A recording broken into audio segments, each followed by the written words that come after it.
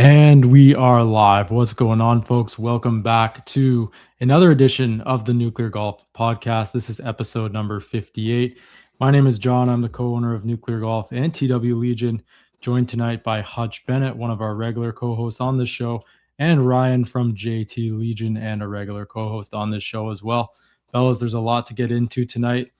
But before we do, today's show is presented by Blue Chew. Great sex is just a few clicks away. Visit bluechew.com today to learn more. And huge thanks to Blue Chew for sponsoring today's episode. There is a ton of things to get into tonight, fellas. We are tracking a number of stories. Before we get into those, though, I did want to preview an interview that we have coming up in the back half of this show with Nicole Felce. She is a Class A, LPGA, and PGA teaching professional. She also competed in the 2025 KPMG Women's PGA Championship last year, and she will also be competing again in the 2026 edition of the tournament as well. So we're joined by her for a great interview, so stay tuned for that in the back half of the show. Thank her for joining us. But tonight we're going to get into the Arnold Palmer Invitational, obviously. Full recap of that. Akshay Bhatia with his third career PGA Tour win. We're tracking a couple other stories as well. Rory withdrew from the Arnold Palmer, and he has not yet arrived at the Players. He's targeting a Wednesday arrival, so that's definitely something to keep an eye on here. We didn't expect to be seeing a major injury concern, but it seems that's the case. It was a big week for John Daly II down in Puerto Rico in his PGA Tour debut. Blades Brown was in the mix as well. A late triple bogey collapsed his chances at the end, but great showing from him too. And we've got a full Players Championship preview. We'll get into the course, we'll get into the featured groupings and the storylines heading into this week. Rahm won in Hong Kong over the weekend. Zach Johnson also picked up his first Champions Tour win. Joel Damon is back with his old caddy, but just for this week. So lots of stuff to discuss, fellas, but let's get started with the Arnold Palmer Invitational. Just your guys' initial thoughts on the tournament that we watched over the weekend. Hutch, Ryan, maybe Ryan, I'll start with you. Did you have a chance to watch Akshay Bhatia hit that beautiful shot into the 16th hole yesterday? I did. That had the what is Faraday's line? It could have gone in for the same price. It really could have. It really could have went in. That was a great shot. That was a great tournament. That ended up. I think the rain probably spoiled some of the hard, really fast conditions that we could have got on Sunday. But it was an absolute excellent tournament as the API always is. We go back to all of our memories with Tiger there, even some of the putts that you see on 18, it makes you see the red and black again. But Akshay, I mean, to his credit, man, he made some unbelievable putts this week, especially on Sunday, and he hit some unbelievable shots. He did not know where his driver was going, period, like the whole week. I think he was dead last or something like that in fairways hit or strokes gained off the tee for probably, I would say, 90% of this tournament. But ultimately, him and Daniel Berger had a duel to the end, and it was an absolute excellent golf tournament. Yeah, I mean, I just kind of would echo a lot of what Ryan said, because it's everything that you hope the API would be, and that it comes down to the very end, because the 18th hole, obviously, there's so many iconic memories on that hole for years past, and like you say, a lot of them having to do with Tiger. But for them to get in that spot, Daniel Berger to drain 15 feet to get into the playoff, some of that like that. I mean, it just high quality entertainment is exactly what we needed. And yeah, actually made a lot of putts. I'm told it's easier when you're anchoring it. I don't know though. That is a conversation that is going online. I mean, we've seen numerous people chiming in about that. Is he anchoring? Is he not? I think he's been asked about it as well at a recent TGL match. I think he was asked about it. He says point blank that he isn't anchoring. I mean, the pictures are sort of up for debate. You can kind of see touching the shirt a little bit.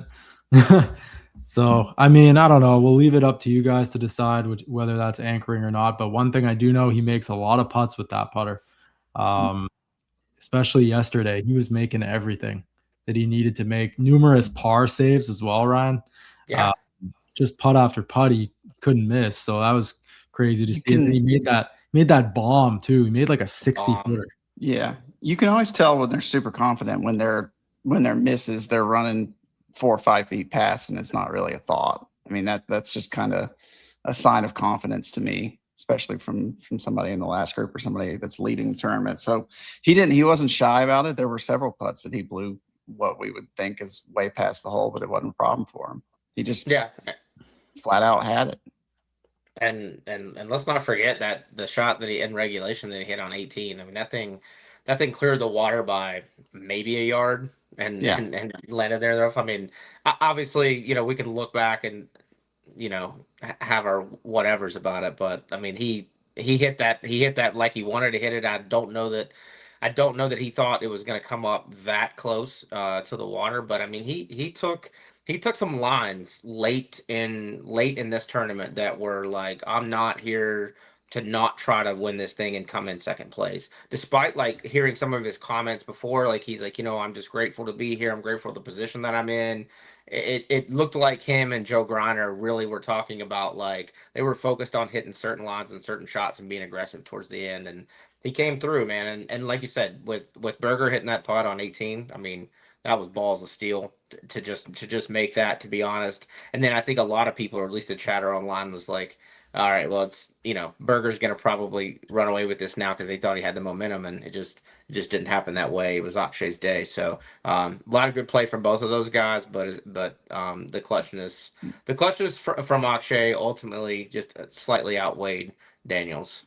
And we could have. It was one kind of unlucky bounce, I guess, away from being totally different. Was it 16 where Berger got plugged in the bunker? Yeah, Had to play out he had the sideways fried or egg. backwards. Yeah. I think he had the fried egg, right? Yeah, he had the fried egg. So it's just kind of like something like that. Like, I mean, yeah, even if he was going straight at the hole, he's got the water behind him. But after off that lie, he couldn't go at the hole. So I could easily see him making par in another world where he's not plugged. I mean, it's just kind of, whatever. I mean, it happens. But absolutely balls of steel to make the long one to get into the playoff. Kind of was shocked that he missed the 7-footer in the playoff. Yeah. Yeah, speaking of Daniel Berger, I mean, he was seeking his first win in I think 5 or 6 years. So what a showing it was for him. He battled a lot of injury troubles over the years. It's been a long time since he's put himself in that position, and I think he was just overall satisfied to have given himself a chance going into Sunday. I mean, he alluded to that post round, right? He basically said he was just so happy that he was giving himself a chance to win that week, and I think he's probably just more so excited about what the future holds, knowing that he was able to play that well in a signature event like that.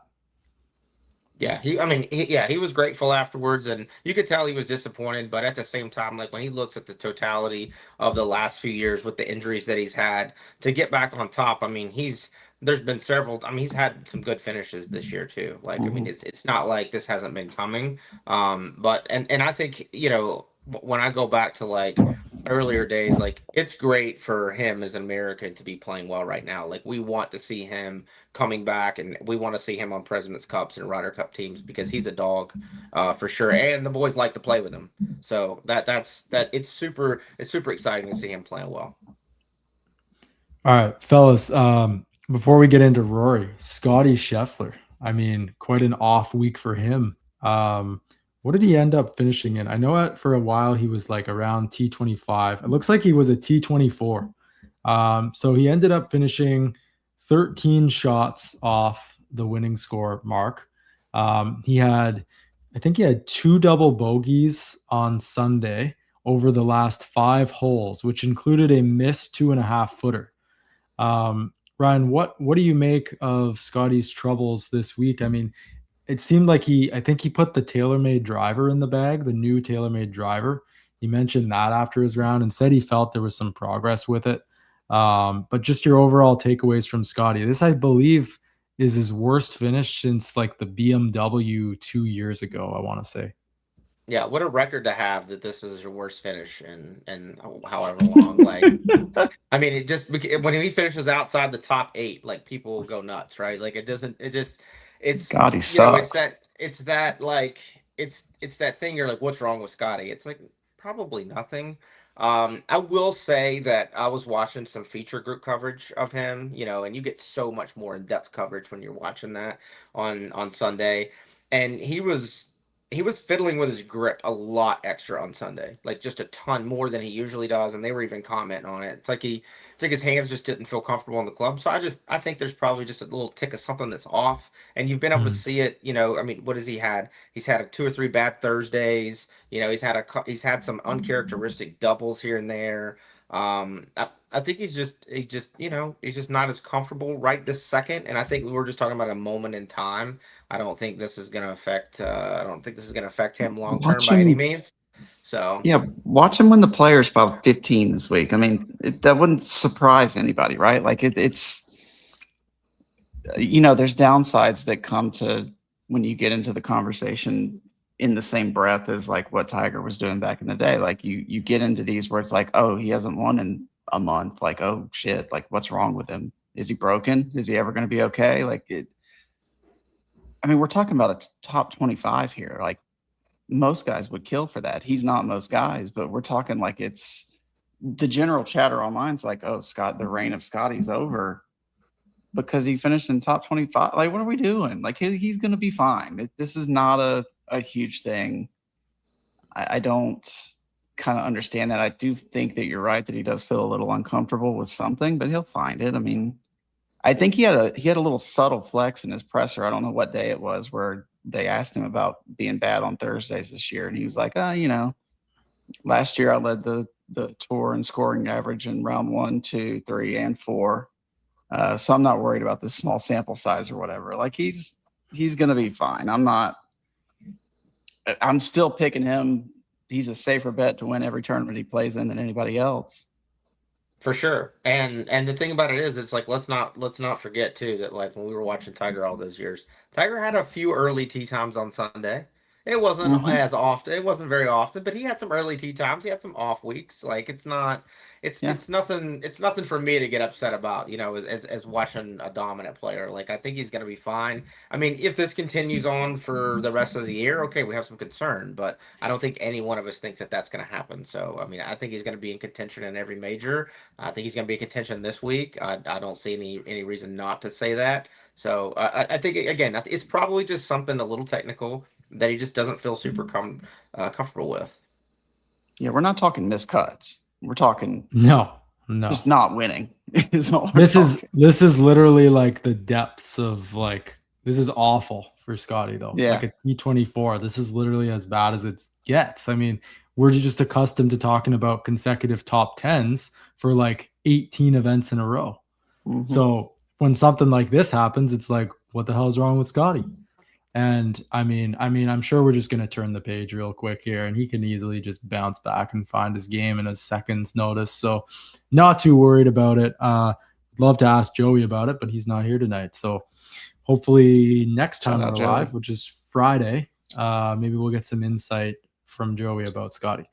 Let's turn the page to Rory. So very surprising withdrawal came about on Saturday prior to his third round. I guess he gave a statement. He said he tweaked it during his pre-round warm-up routine.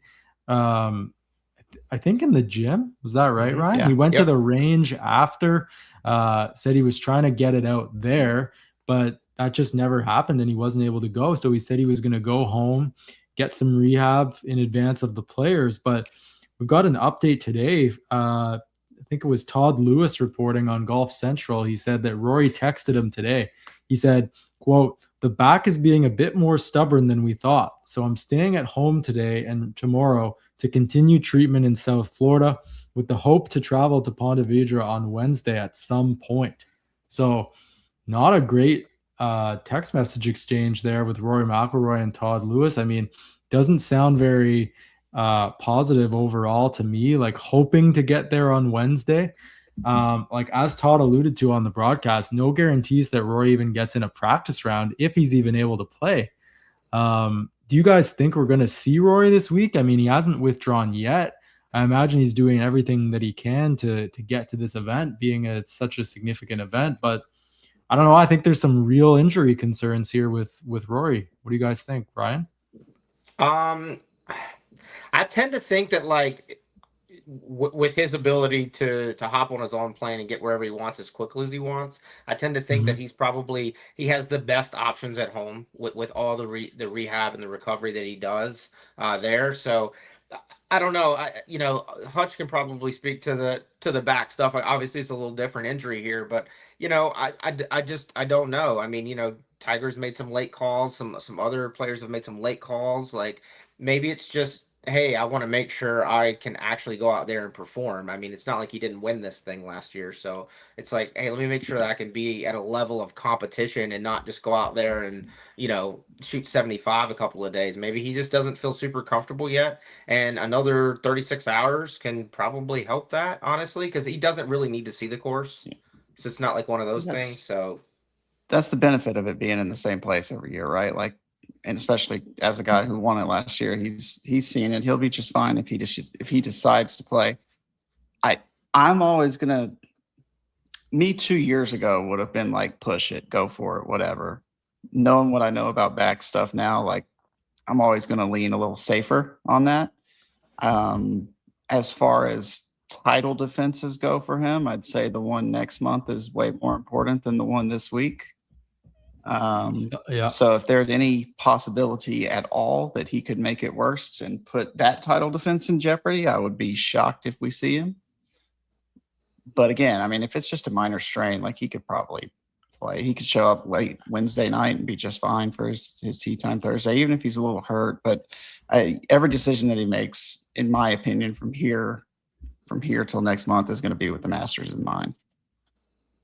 Absolutely. It'll be interesting to see if he plays, though. I do think that there is a chance that he doesn't. I mean, anytime you even mention that you're arriving potentially Wednesday afternoon or Wednesday night, that's cutting it as close as possible as you can to not playing. So I wouldn't be surprised either way. I mean, again, all the attention's got to be on Augusta if it's really that bad. I mean, I guess it ultimately comes down to whether he can actually rotate and swing, right? We've heard it through the years with Tiger, like, I just can't rotate, not able to get through the ball. I mean, if that's the case, you're just not able to be a professional golfer. His glutes may not be activating, They might not be firing, Hutch.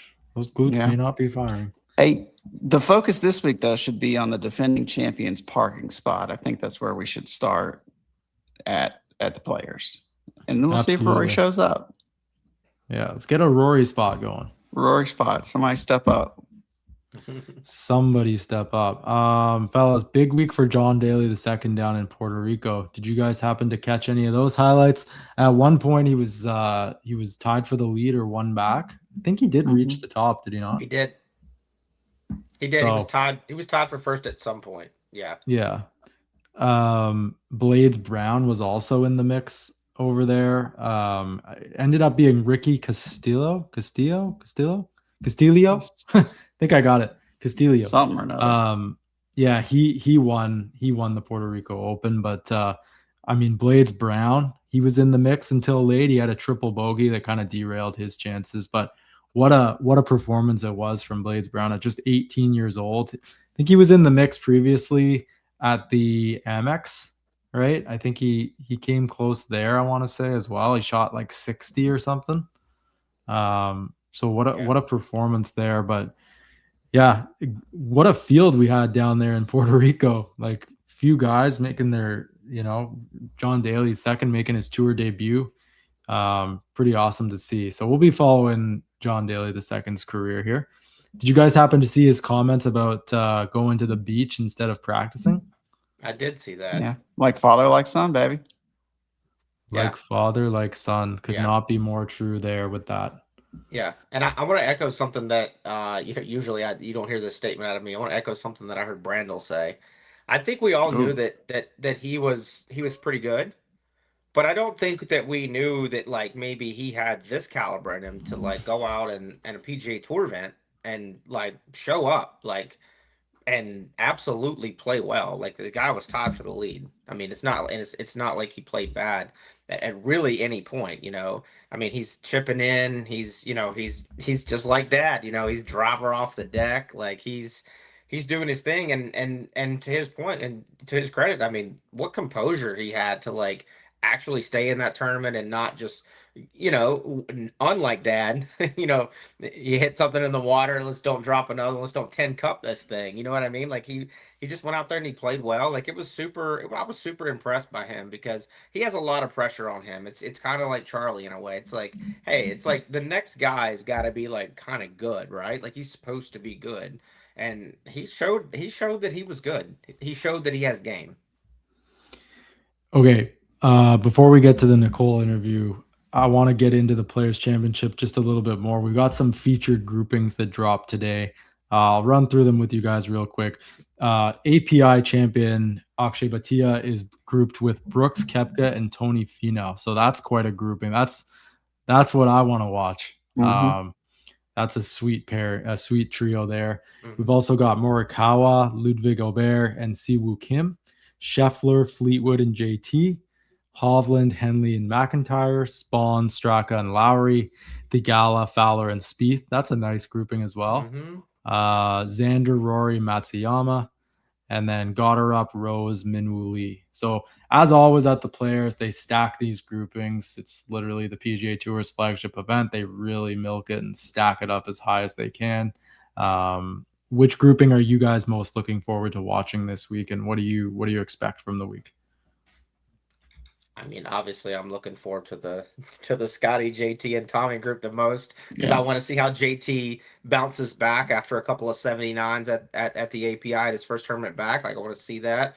But man, all those groups are phenomenal, and apparently there's going to be some extra like shot tracing things that are on the range. You're going to be able to like dive into and see that stuff. So, I mean, being the nerdier side of me about it, I can't wait to like watch that stuff because I love that the Masters has the best on the range coverage of any tournament, I believe, and like watching them hit balls and just all that data, I think it's super fun. But any group that you just named is a group worth watching.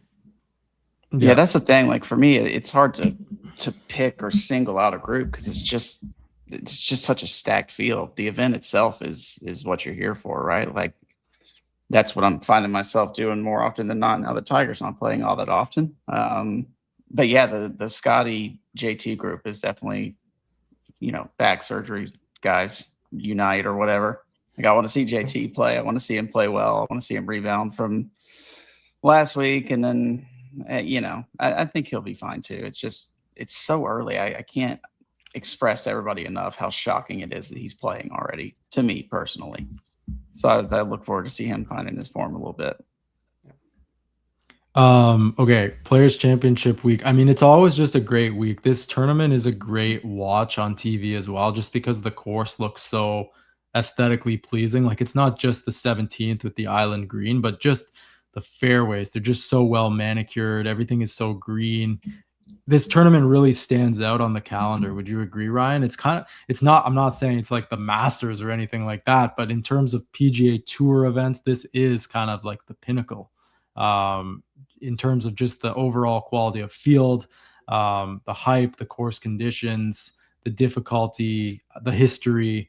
Like, what are you excited to watch? Is it 17 or is it just kind of the overall tournament as a whole?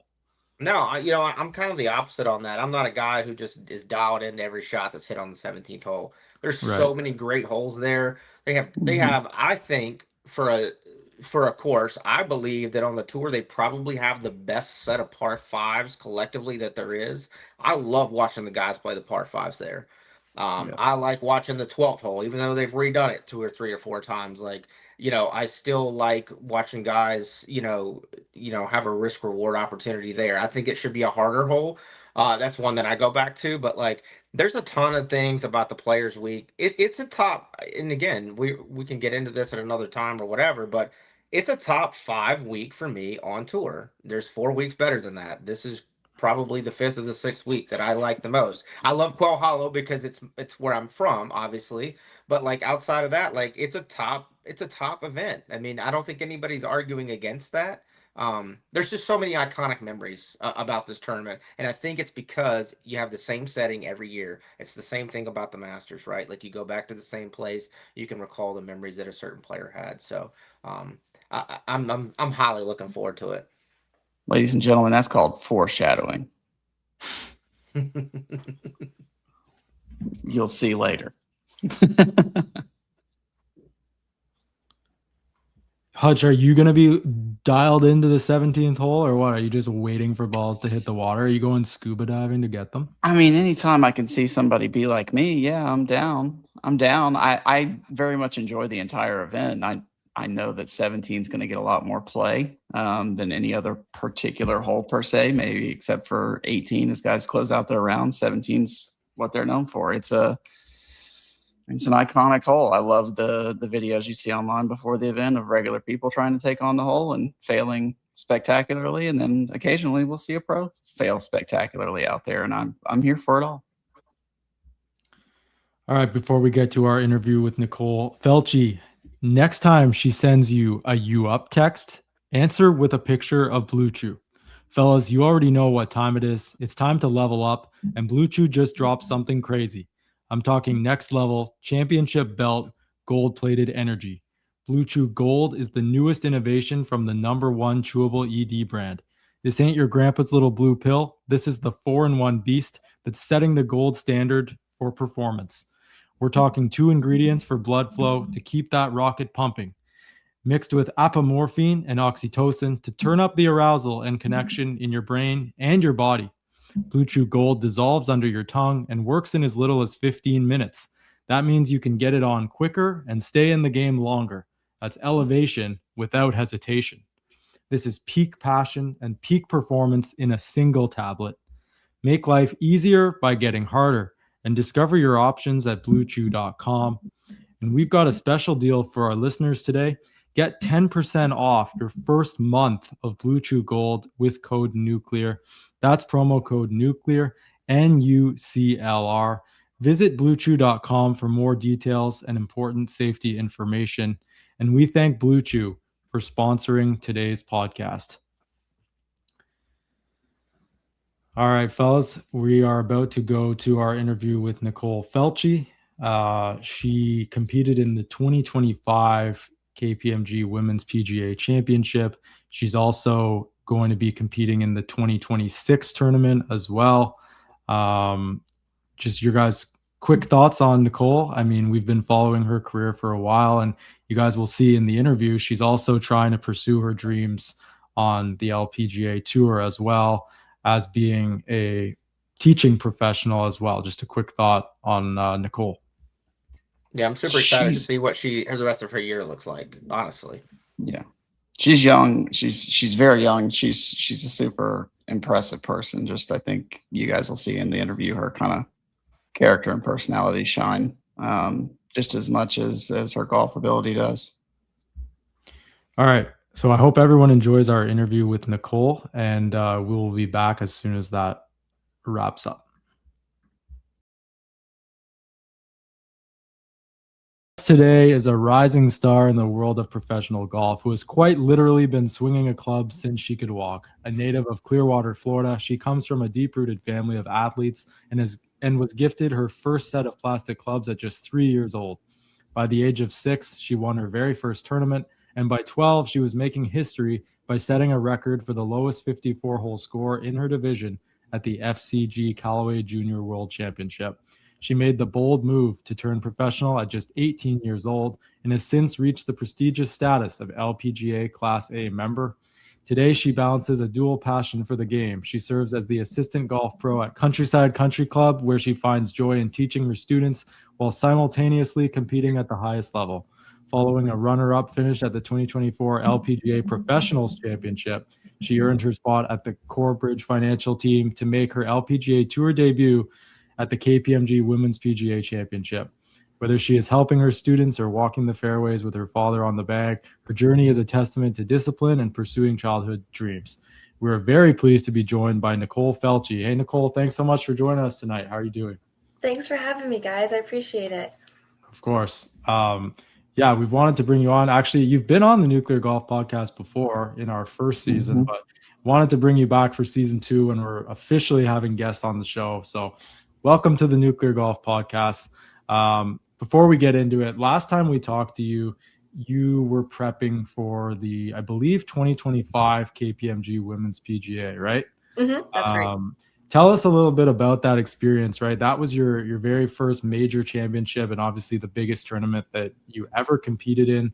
Obviously, it's a deep field. The conditions are as tough as they'll ever be. But tell us about your experience. What was that like playing in a major? It must have been just incredible. Yeah, it was incredible. It was a dream come true to make my tour debut in general at 20 years old, and then to make it one of the biggest events they have on tour was just, it was amazing. And my dad was on the bag, which was even better. And it was in a great place, PGA headquarters. And yeah, it was just a very unreal week. It was perfect in every way. And I enjoyed every second. I mean, obviously making the cut would have been even better, but I still enjoyed it I enjoyed it the whole time. So. Now, was that the first time you had actually played that course, like prior to the practice rounds and whatnot, or had you been there before? No, I actually flew out in May with my dad for a couple of days, and we played it twice. It did play very different then than it did in the tournament, but it was good to see it and get accustomed to the property and the course and kind of just get a feel of the land. Yeah, no, that's awesome. So took a scouting trip to the PGA headquarters. Yeah. That's great. It was awesome. So your dad's your caddy? Yes, he is. He's been my caddy my whole career. He's never swung a golf club in his life, which is pretty remarkable. Wow. But he's a very, very good caddy. He's done a lot of work studying and just reading up on the game and learning about my game personally. And he's a fantastic caddy. Yeah. So your dad does not golf? No, he still hasn't. Never. Wow, I did not know that. I'm actually shook right now by that. So your dad has never golfed, like? No. Yeah, I'm trying to understand that. He doesn't want to learn at all. That's just kind of his choice. Like he plays. He was a baseball guy, so baseball's his first love. But he's like me. He's the type of person where he wants to perfect what he's doing. So he always told me he felt like if he ever got into golf, he would want to just keep practicing to try and get better. And he felt it would take away from his time with me. So he was just like, I'm just going to stay back, be your caddy, and let you play the sport. So. Wow, that's awesome. Yeah. No, go ahead. What are the conversations like then? Like when you're going through shot selection, or you're going through a spell where you're just not hitting it clean. You're not hitting the center of the face or something like that. Like, what are the conversations with somebody like your dad who doesn't have that experience on a golf course like that? Like I said, he did a lot of work studying, and I've had the same coach for 15 years. So being with her and him, like picking up on stuff that she says to me, and it's just with time, he picks up on lingo and he picks up on feel. And obviously he's never felt the strike of a golf club. But he just knows kind of what to tell me when I'm going through like one of those spells where it's like I'm not making solid contact. He knows what to do. He'll give me maybe one club up to reduce the yardage or the factor of me not hitting it on the money. So he just knows. I mean, honestly, I think it's a God-given gift for him that he's that good for someone who's never played. But yeah, he really enjoys it too. And he's very passionate about it. And I think that's made him even better at it. So then my question becomes, if he's never played, like who influenced you so much as like a child, like a baby, to get into it? Because that's kind of a niche thing, especially for if your dad has a baseball background. It's surprising you didn't do like softball or something like that. That's what he wanted. He wanted me to play softball, but God had different plans. He was very clear about it. My dad prayed a lot when I was young about what he wanted for my life, and God was very clear in speaking to him that he wanted me to be a golfer. And my dad was doubtful because my dad actually didn't like golf for a little while, but he learned to fall in love with it. And I had a lot of people, like so many people throughout my life and my career, that have built where I am now. Even people I'm no longer am in touch with, but just people that I had when I was young that just really built me on this journey. And obviously I fell in love with the stars of the LPGA at the time, like Lexi and Paula Kramer and Brittany, that really like drove me to want to be like them. So let's just circle back to the KPMG. So to get into that event, you had a runner-up finish at the LPGA Professionals Championship back in 2024, right? Mm-hmm. So That's right. that must have been like an incredible finish for you as well there, right? Because there was a lot, like, is that like all of the LPGA professionals competing in one event that you finished second Yeah, at? Or? that's exactly Wow. what it is. Yeah, and the top 8 get a spot in the KPMG for the next year. Wow, that's awesome. So you must have played like out of your mind during that event, right? I did play well. It was at Copperhead, actually.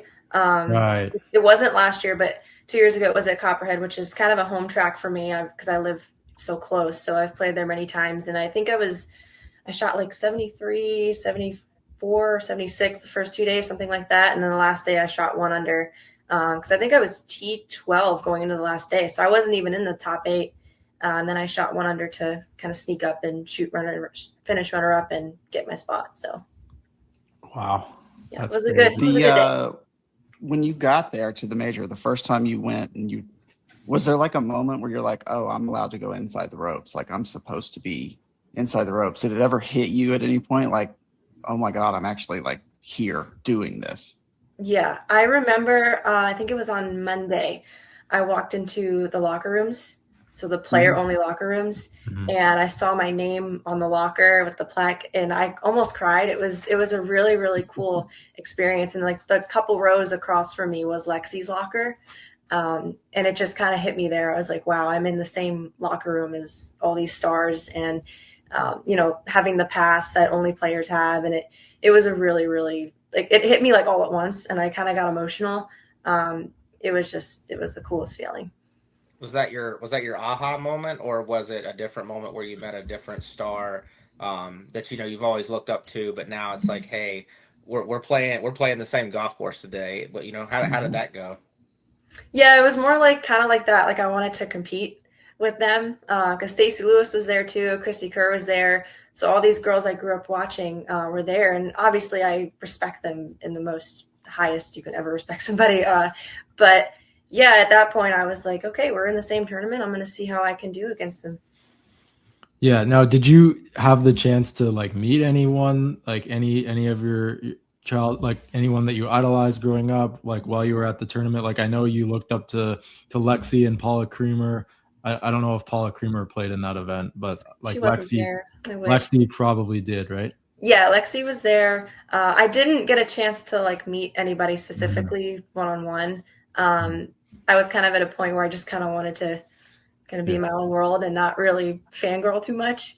But I didn't really see too many people. I think we were kind of on different schedules. I saw Charlie Hull a few times, people like that, but I saw Nelly a lot, but it was more of just like like I'm not going to be like, I don't belong here. I'm going to act like I'm with them. So. Yeah. So speaking about the current stars in the game, are there any players currently that you obviously look up to? Like, I don't think you live too far away from Nelly, right? Yeah, she's down like probably like an hour and a half south of me. She's by my grandparents. Okay. So yeah, she's definitely someone I respect and look up to. Lexi still will kind of always be like my number one. And same with Paula Kramer and Brittany Lincecum, even though they don't really play as much anymore. Currently, I'd say probably Nelly and Lynn Grant. I love them. They're great for the game, and they're so much fun to watch. I watch a lot of PGA too. So.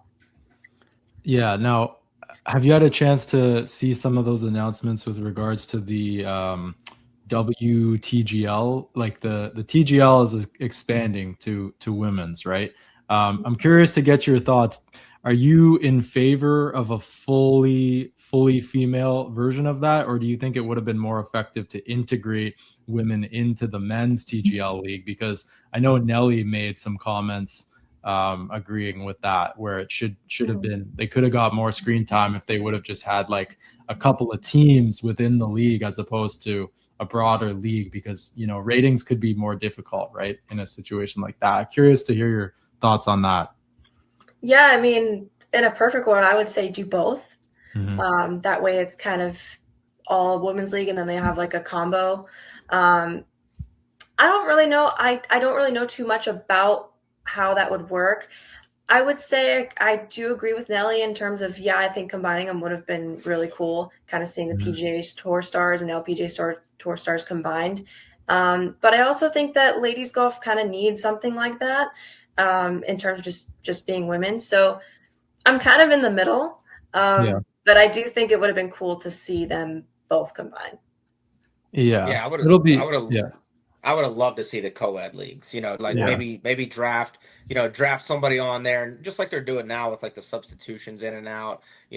Tiger's group will play one week, and then there'll be two guys that are not there. That kind of a deal. Right. I just think it would have been a perfect opportunity to integrate the women into this piece, and then Lord only knows where it could go from there. Like if you have a virtual league with men and women, maybe we could have some co-sanctioned events with the PGA Tour and the LPGA Tour moving forward. Mhm. Like kind of like maybe turn the Zurich into a co-ed event or something. Yeah, that's a good point. Yeah, the Zurich needs some extra juice. I mean, Yes. they need to get. I mean, there is that co-ed event. What is it? The Grant Thornton. Grant Thornton. Grant Thornton.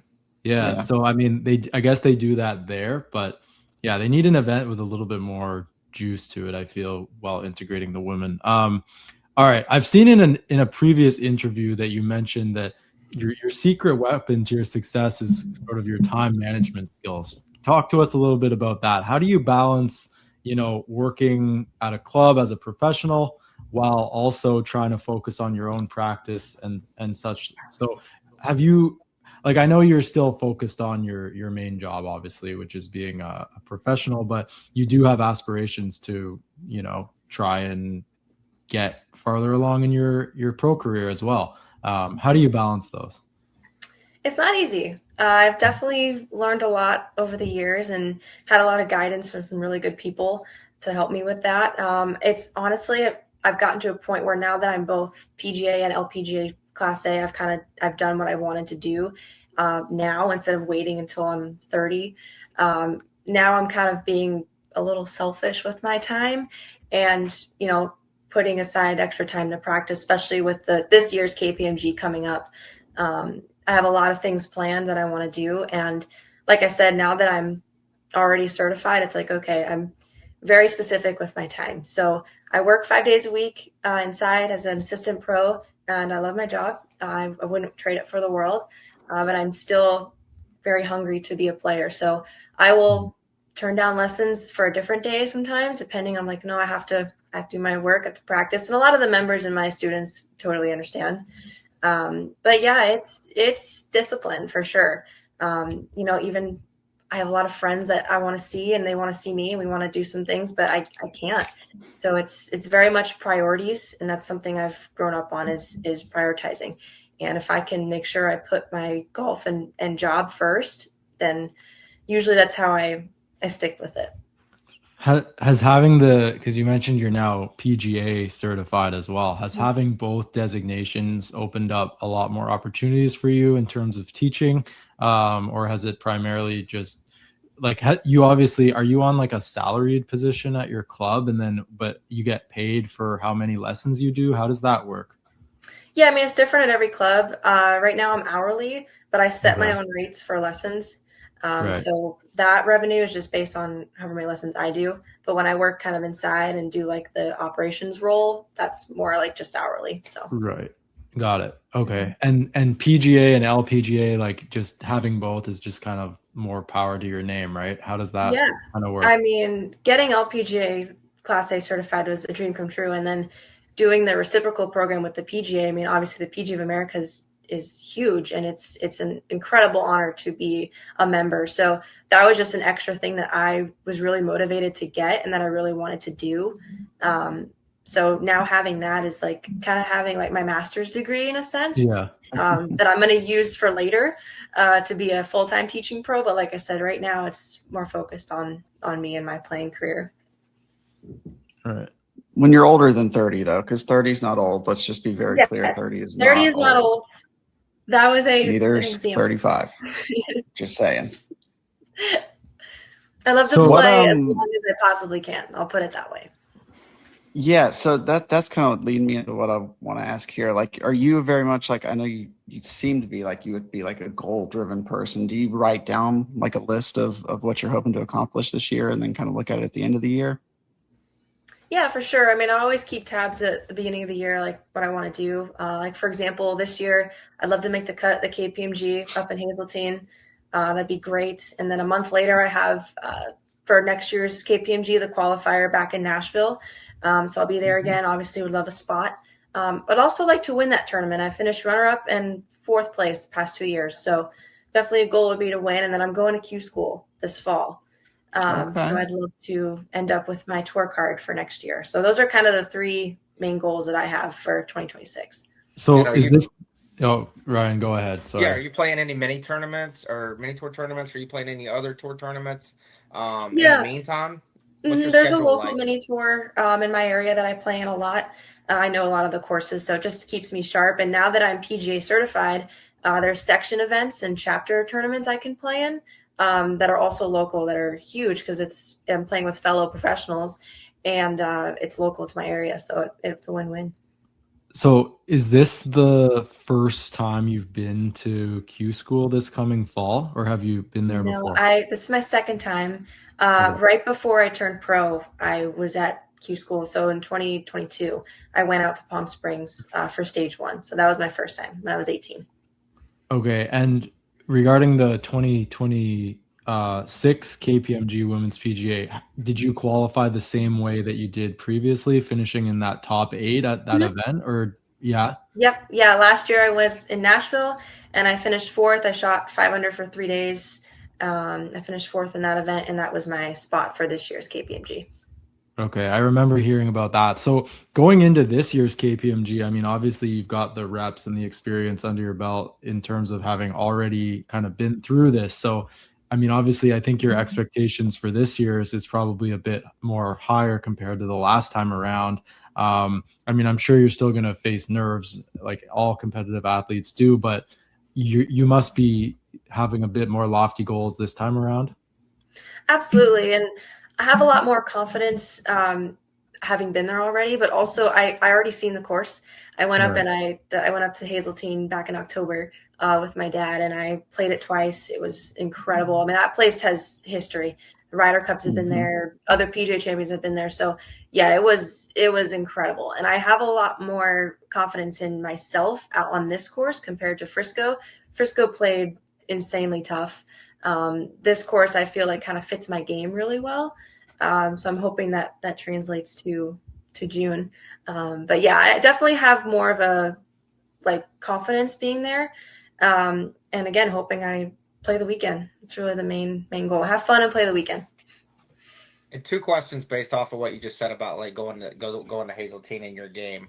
What's your favorite course that is that you feel privileged that you've gotten to play? And second of all to that, what kind of course fits your game? Is it an air the ball out course? Is it a course where you can play the ball on the ground? Is it a narrow course? Is like what suits you to where you feel like you can thrive? Honestly, now obviously PGA Frisco was huge. I mean, I think even PGA professionals have a hard time getting out there now. So that course was awesome, and playing Hazeltine. I mean, I was very privileged to get out there when I did. So those are probably the top two courses I've played. And for me, I'm pretty accurate off the tee. That's one of my strengths is hitting fairways. So I don't mind narrow courses. Um, I love courses that I can visually see well in terms of shape. So I'm a big draw hitter. So if there's a lot of holes that have draws, like in the fairways or dogleg lefts, I can see them very well. Even with like my approach shots, I'm able to kind of dial that in if it's a draw player course. So let's say those are the courses I play the most well, probably. Um, It, yeah. Is there anything in your game right now that you're working on to try to dial in? I mean, obviously you need to make putts in majors, or I mean any big tournament for that matters. Did putting sort of let you down at the last one? Or was it the short game, chipping? What are you working on to try and better your game for this year's event? Yeah, honestly, it really wasn't anything specific that let me down last year. Honestly, it was the course setup. It was brutal. And that was kind of something that I think a lot of players were very vocal about last year. But right now I'm focusing on a lot of short game and like chipping because at Hazeltine, the rough's going to be super thick and I'm going to need a lot of spin around the greens, which is why I'm fully staffed by Titleist now, which I'm very excited about. So I am switching. I use the Pro V1 anyway, but I think I'm going to be switching to the X to get that extra spin. I've been experimenting with it and I really like it. So with the new clubs that I have and using the X, I think around the greens would be a big factor in me playing well up in Hazeltine. And Vokey, let's be honest, Vokey has the best set of wedges to choose from. They have all the grinds. Like I'm with you on that. I'm with you on the selection. I just got the new SM11s. I haven't even used. They're gorgeous. I haven't touched. I'm like they're sitting in the corner, and I'm just admiring them for a while. If you want to send any to Virginia, I have a room over there. I'll take some of those. So, I guess a congratulations is in order there on that. Thank you. It was very surreal. I was kind of keeping it not a secret, but like kind of like under for a while until I kind of got everything. But now that it's kind of all here, I'm like, yeah, this is it. So I'm very excited to be team Titleist. I've heard rumors that you've won like a lot of tournaments, like just in the grand scope of your entire life. And do you know like what that number is? Is it like 100? Like I heard you've won a lot. Yeah. My dad, he used to be able to keep track on his old computer. He had like every event I played in and every tournament I won. Last I heard, and this was not too long ago, I think I played in like something like 160, 170 like junior events and like amateur events, and I won like 120, something like that. It was around there. Excuse me, what?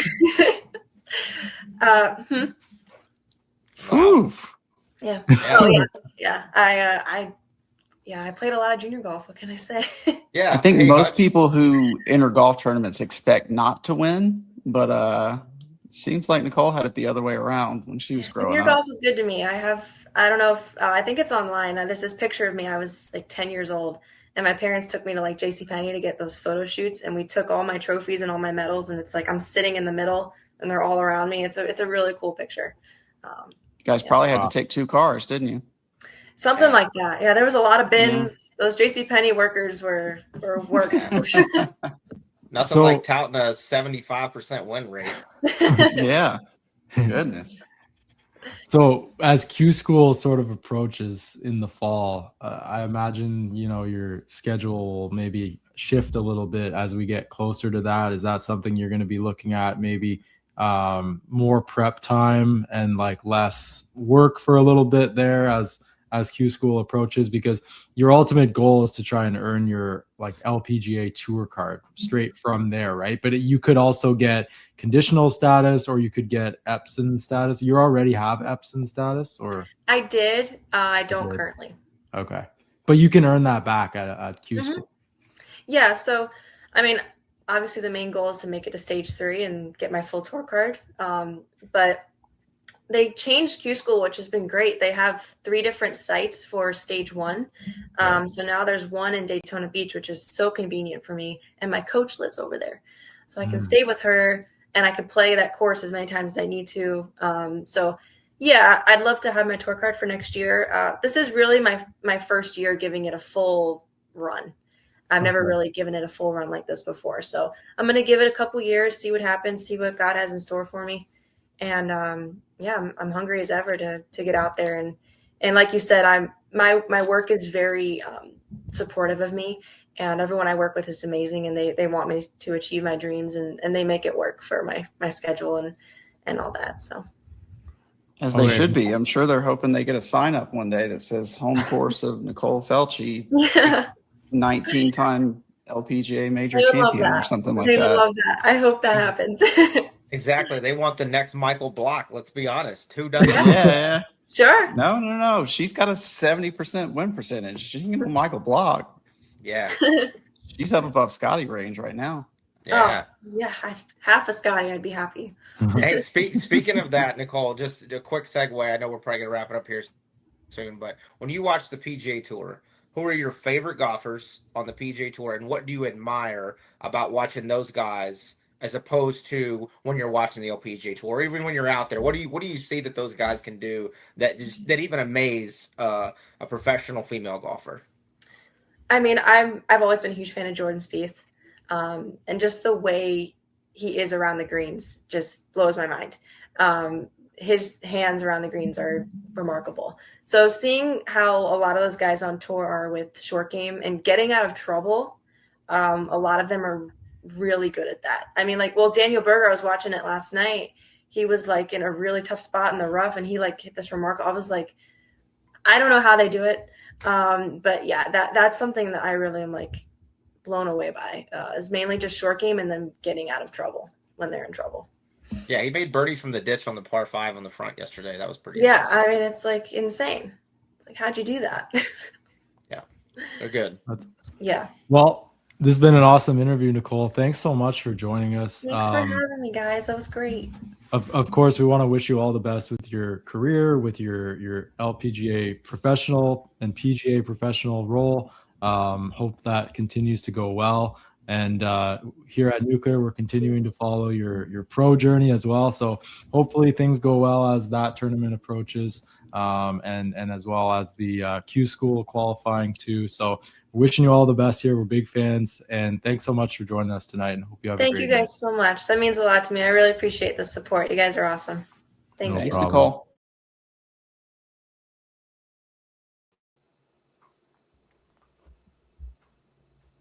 And we're back. Fellas, can you We hear are me? back. If I can get us out of this stupid three-way. There we go. All right. I want to shift gears here, and that was a great interview with Nicole, but I want to shift gears. Jon Rahm, he's been in the news a lot lately. I'm not sure if you guys have seen.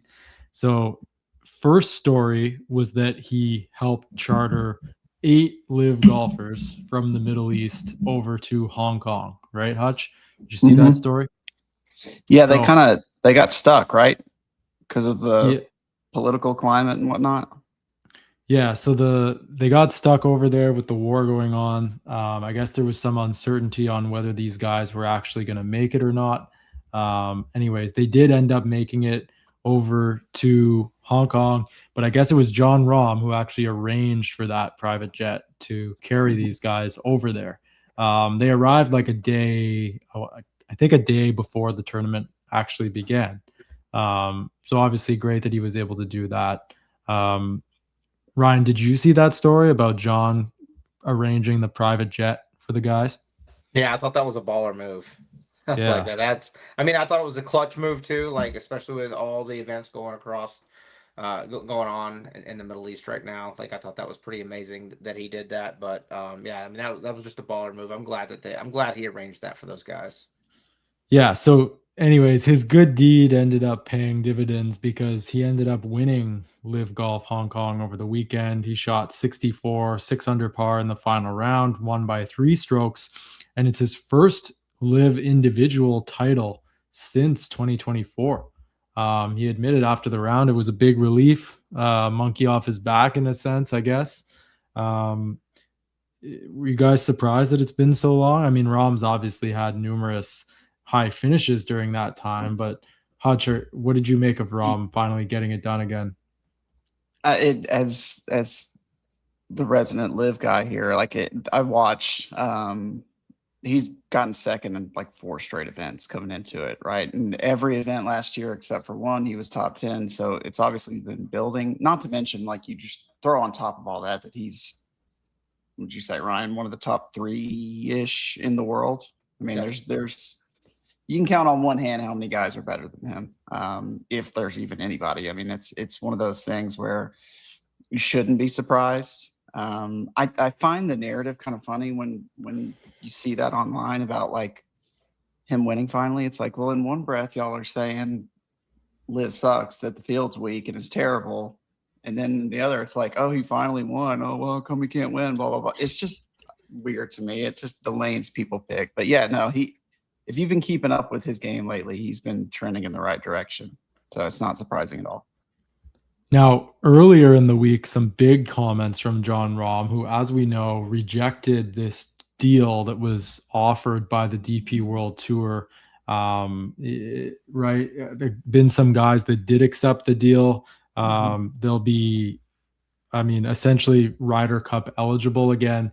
John Rahm did not take the deal, and he's actually accusing the DP World Tour of extortion, in some pretty big comments. So he said, quote, "I don't know what game they're trying to play right now, but it just seems like in a way they're using us too. They're using our impact in tournaments and finding us, trying to benefit both ways from what we have to offer. And it's just in a way they're extorting players like myself and young players that have nothing to do with the politics of the game. They're asking me to play a minimum of 6 events, and they dictate where 2 of those have to be, amongst other things that I don't agree with. I just don't like the situation. I think we should be able to play freely where we want and have the choice to play where we want and not be dictated what we do. Especially myself. I can't speak for others, only myself. I've always committed to play the minimum requirement, and I think I've played 4 events, including the Spanish Open, every year except one as a pro, and I commit to that. That's not going to change. I still fully intend to do that." He said, "I did tell them, funny enough, lower that to 4 events like the minimum says, and I'll sign tonight. They haven't agreed to that. I just refuse to play 6 events. I don't want to, and that's not what the rules say." Your guys' reaction to those explosive comments from John Rahm? Hutch. I mean, he's certainly got some fair points, right? Like I don't see how they're cherry picking and making it 6 events for him and Tyrrell, essentially. I mean, I know it ties back to the Ryder Cup, and we've talked a little bit about this in previous episodes, that we think that right now, given the Ryder Cup's essentially 2 years away, a year and a half away, he's banking on them folding at some point before that. I think if this conversation was happening in March of 2027, it might be a little different. Like there might be a little more urgency from John Rahm's side. Right now, I don't think there has to be. I think he's banking on them folding. It is kind of weird that, he did point out that he's never had to have a conflicting event released to play the PGA Tour from the DP World Tour. But why does he have to have one for Live? It's just kind of it's one of those things. But then there's counterpoints to it too, like him saying that they're dictating where 2 of the events are going to be. Well, he is contractually obligated to Live, which tells him where his 14 events are going to be. You know what I mean? So there's counterpoints to it. I don't know what the correct answer is. I think everybody's in agreement that golf would be better if Rahm was able to play in the Ryder Cup and is able to play on the DP World Tour without crazy sanctions. But I don't know, Ryan, you can go off on it. No, I don't. I think I'm gonna stick with what I'm on record saying. I think this is all politics. I think this is all bullshit on both sides. I think all of this is gonna be settled in due time, and I think that this is just everybody playing their little leverage game. Whether it's the tour, whether it's Rahm. I just don't see this lasting. I mean, let's be honest. The Ryder Cup team in 2027 is not going to be, the European team is not going to be without John Rahm. They're going to figure it out. Yeah. Whether it's Rory making a deposit to the DP World Tour on the back end, I don't know what it's going to be. But like, let's be honest, it's not going to be without John Rahm. So I think this is a moot point. I've said that. I don't even think it deserves credence. I know that his comments are, boisterous and this and that, but it's not about picking on this and that. It's about, hey, saying we don't want, because you are a top Ryder Cup person, we don't want you to think that you have the leverage over the rules of this tour. I don't, this is a nothing burger to me. Nothing. Well, you guys will be really happy to know that, as always, Rory McIlroy has a response for John Rahm's comments, and we're going to get into those. So, in my opinion, it's a really generous deal, Rory said, with what the DP World Tour is offering. He said, "It's a much softer deal than what Brooks took to come back and play on the PGA Tour. Obviously, John doesn't think so, and he's obviously well within his rights to think that way. But I just don't see what more the European Tour can do to accommodate these guys to retain their membership." And then he went on to make some comments. He said, I'm sure John doesn't want to go to South Africa next week, but he's going there. I mean, that's just Rory talking about the live schedule. Is that what he Yeah. was referring to? Yep. Yep. Okay, so those comments were made, and then I believe we got a response from John saying, "Everything I know about South African fans tells me it's going to be rowdy here. They know how to have fun, which makes it a lot more fun for all of us. I can't Yep. wait." So, I mean, this is just getting a little bit silly at this point. These guys are buddies, they're close friends. I mean, I don't even think that they would take it seriously like this if they were in the same room together. I'm sure they'd just be hugging it out. So I don't know. This is literally just politics at the highest level of the game. It's all irrelevant. The Ryder Cup would be a complete joke without John Rahm, let's be honest. So like you said, Ryan, I believe this is all moot. And all this is going to get settled in due time, whatever it is. We're talking about a few $1 million for somebody and that accepted over 300 million. They're not going to throw away their. It's a home soil Ryder Cup for them. They're going to put their best team out there. Yeah. Like, no matter what, they're going to put their best team out there. Now, whether they think they can win without him and Terrell, they probably still could. I don't know, but he's going to be on the team. Also, good PR move by him to arrange for that flight while all this is going on in the background. Yeah, for sure. But let's also not pretend that like Rory and John don't have this side chat about like, hey, I'm gonna say this and I'm gonna say this. Yeah. That shit's going on. Yeah. John Rahm will be on the team, and if he is not, there will be a massive public outcry against the DP World Tour. I mean, their reputation and they'd be under serious fire.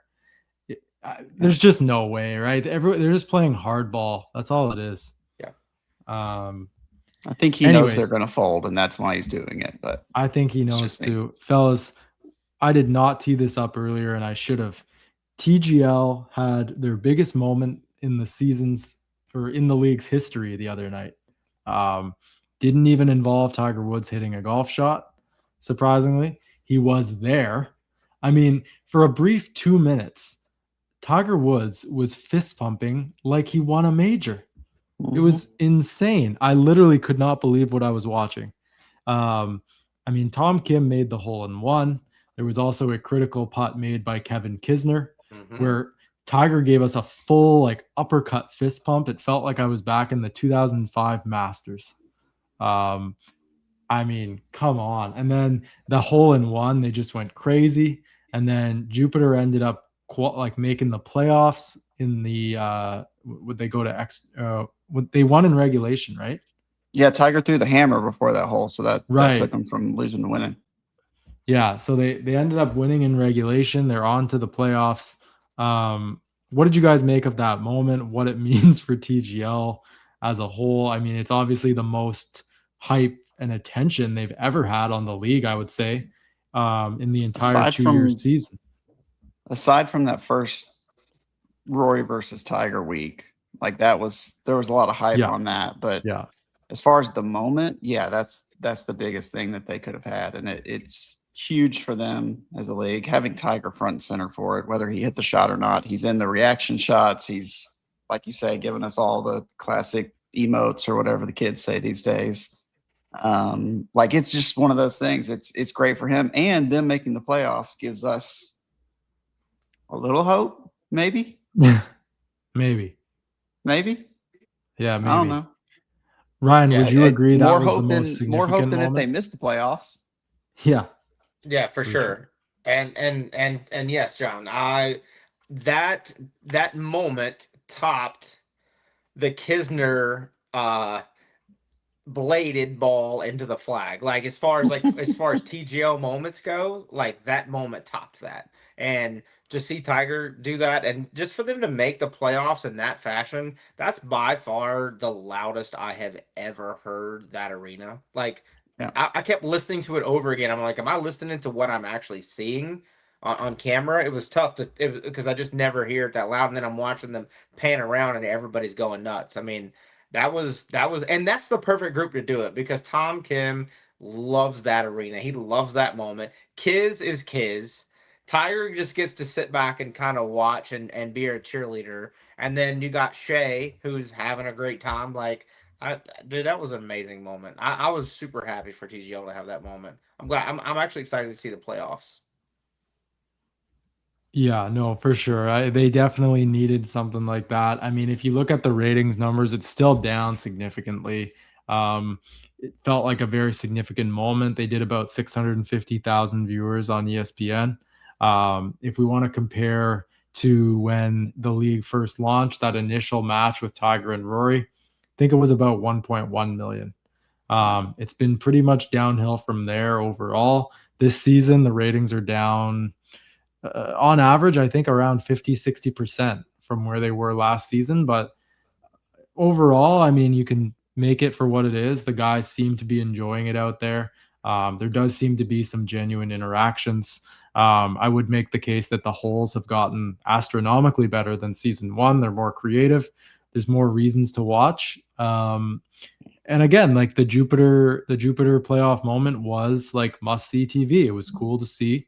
Whatever, call it a gimmick or whatever you want. It was a cool moment for the league.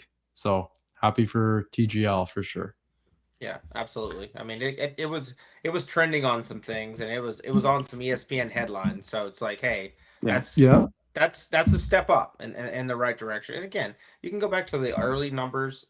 Anything brand new that you roll out that has a ton of hype and has Tiger Woods' face on it is gonna do massive numbers in the beginning, and then they just have to calibrate this thing. They just have to figure this out, and so I think they're gonna get there. The overall viewership may be down, but I don't know. I don't have the numbers, but I saw that clip.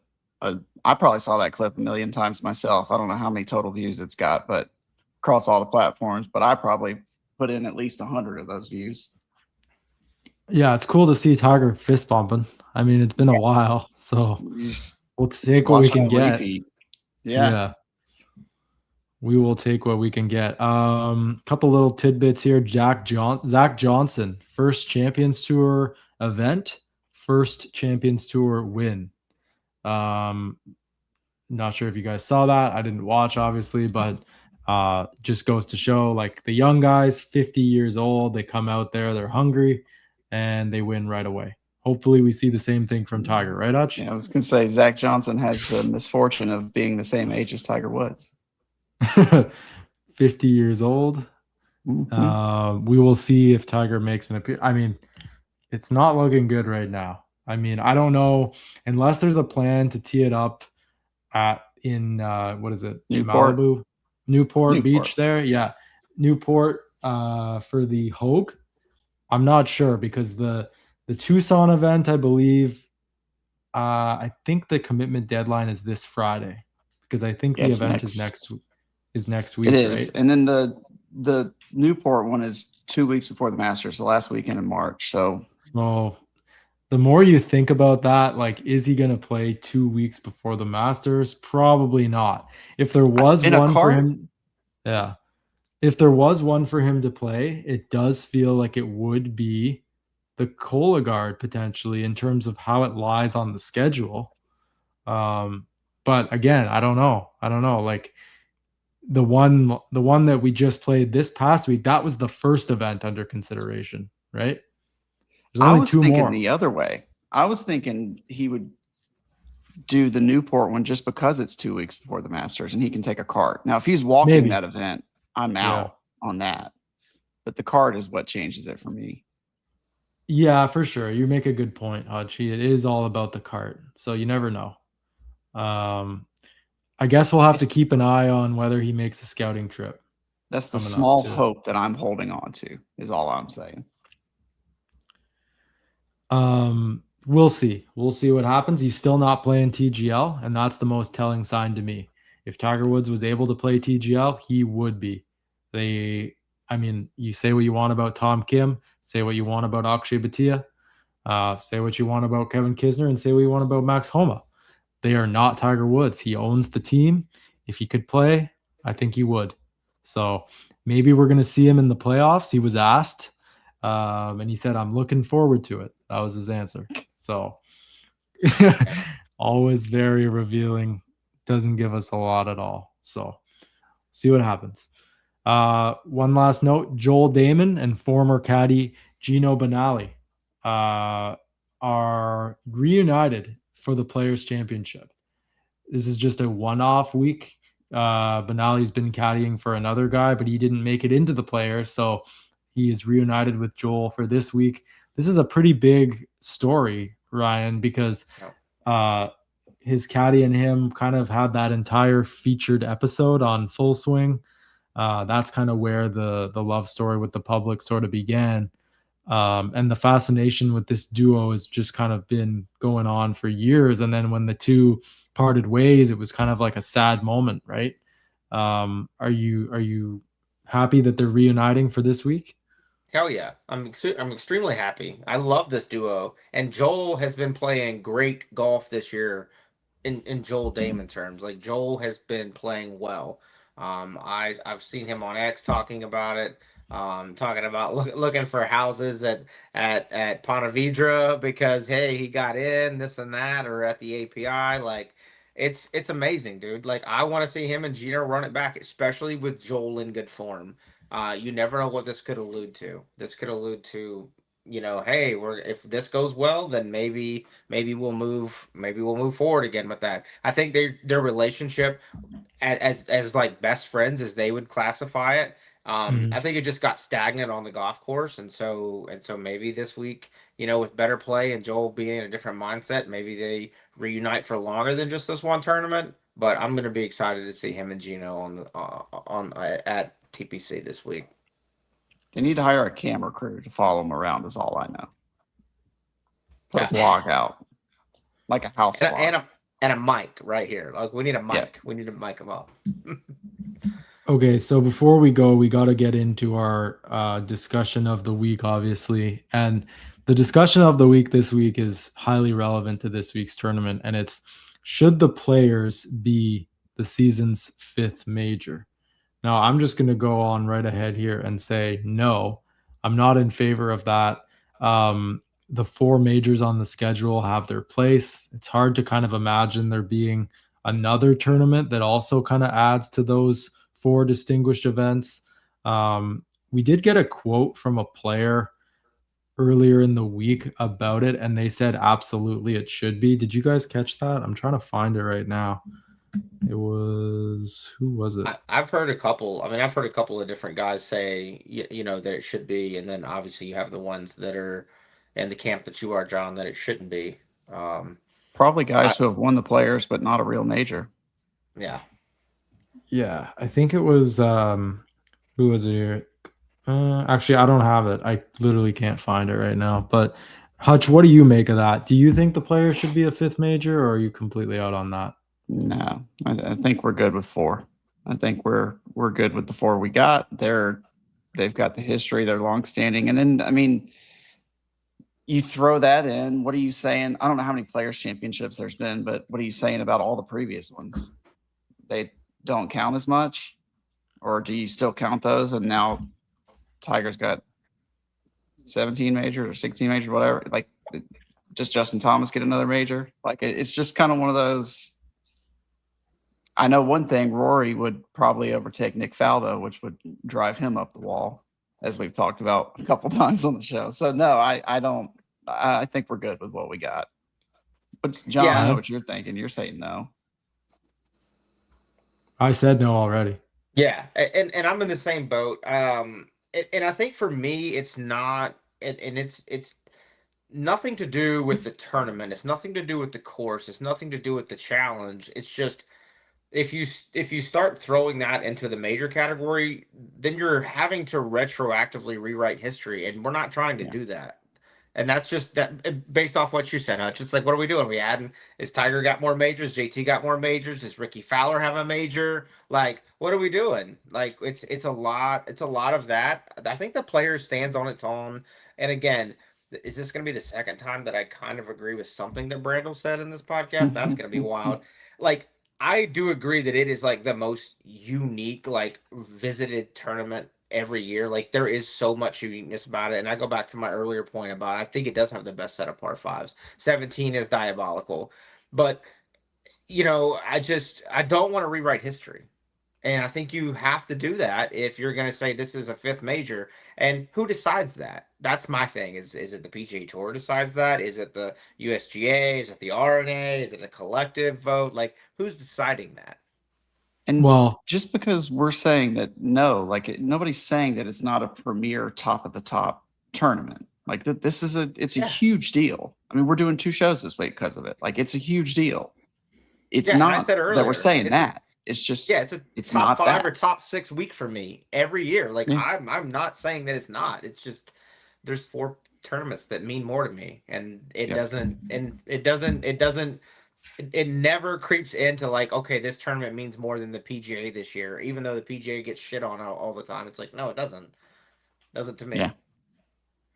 before we wrap, fellas, this week we heard that Luke Donald is back as the European Ryder Cup captain. He's going to be going for the three-peat at Adair Manor in 2027. Quick thought on that. And who do you think he's going to be going up against on the U.S. side? Do you think Tiger's going to take the job, or is he going to pass it up? Wise choice by the European team. I would have not done the same thing. I don't think I would until I lose a Ryder Cup. I might not ask Luke Donald to be unless there's rules against that I'm not aware of. And again, I keep going back to Adair Manor is ran by Tiger's good friend. I'm still on board with Tiger being the Ryder Cup captain in Adair Manor. I can still I'm my eggs are more in that basket than the other basket. It's coming pretty close to decision time, though, isn't it? Like how Very. he needs some time. past, He needs to make a decision like, soon. He's running it down to the wire for sure. I think there definitely is a decision of some sort being made. It's not like he's not making a decision. He is genuinely deciding if he wants to do it or not. The longer it goes on, though, that we don't hear, I just don't know, man. Like JT kind of alluded to it as well this week on the Smiley Show. I think he kind of said that Tiger's pretty busy right now. And he said he would love to see it, but he just doesn't know if he has the time. And Tiger echoed similar comments at the Genesis as well when he was asked.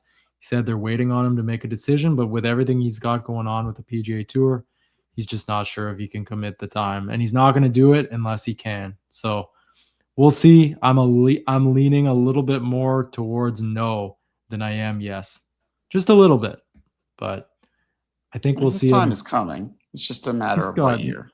Yeah, he's got many years in the future that he could take on a role like this. So I do see what you're saying, Ryan, though, with JP McManus. Yeah, for sure. But I don't know. I could see him potentially taking on a vice captaincy role, maybe. I don't know. It's the time commitment going into it that's required. He's either probably the captain or he's not at all. That's what Probably I think. not a vice captain. Yeah. Now that I'm thinking about it.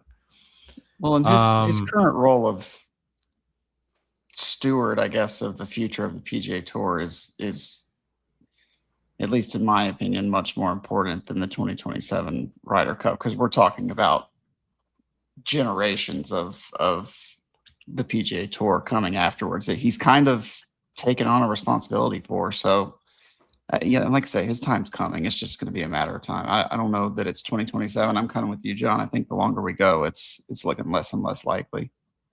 Yeah, and on top of that Absolutely. too, some of the committee roles that he's involved in, with this administration, like he was Justin Washington, I mean, he's being pulled in a lot of different directions for not just golf. He was for college athletics, like so. No, he didn't go. He didn't end up going.